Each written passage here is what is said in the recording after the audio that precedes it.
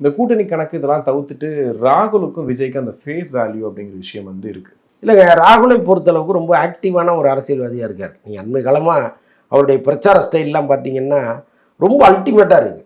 நமக்கு வந்து ராகுல் காந்தி அப்படி பிடிக்கிற அளவுக்கு ஒரு வேலையை அவர் செய்கிறார்.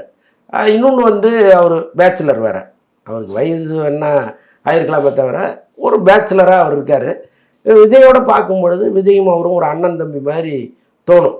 நீங்கள் மூத்த தலைவர்கள் இந்தியா முழுக்க இருக்காங்க, அவங்க மேடையோடலாம் வந்து ராகுல் பகிர்ந்துக்கிறாரு.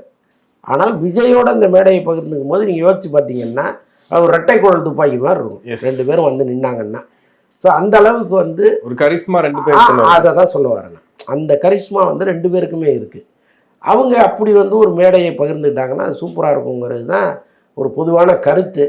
ஆனால் இங்கே இருக்கிற காங்கிரஸ் தலைவர்கள் இவங்க சொல்கிறதெல்லாம் ராகுல் ஏற்றுப்பாரா, அல்லது இவங்களை பேச விட்டு அவர் வேடிக்கை பார்க்குறாரா, அல்லது வேறு ஏதாவது கூட்டணி கணக்குகளுக்காக இவங்க சில விஜயை வந்து பயன்படுத்திக்கிறாங்களா அப்படின்லாம் நமக்கு இந்த நிமிஷம் வரைக்கும் புரியல. ஏன்னா ராகுல் காந்தி எந்த முடிவுக்கும் வரலை. இங்கே மாணிக் தாகூரும் இன்னும் பிரவீன் சக்கரவர்த்தி எல்லாம் பேசுகிறத பார்த்தா ராகுல் காந்தி சொல்லாமல் பேசியிருக்க போகிறதில்ல, வாய்ப்பு இல்லை. ஏன்னா ரொம்ப மாணிக் தாகூர்லாம் ரொம்ப பேசுகிறாரு. காங்கிரஸ் வந்து அவ்வளோ பேச வேண்டிய அவசியமே இல்லை, அவர் வந்து திருப்பி அடிப்படலாம் பேசுகிறார். தமிழ்நாட்டில் காங்கிரஸினுடைய சதவீதங்கிறது ரொம்ப சொற்பமானது தான்.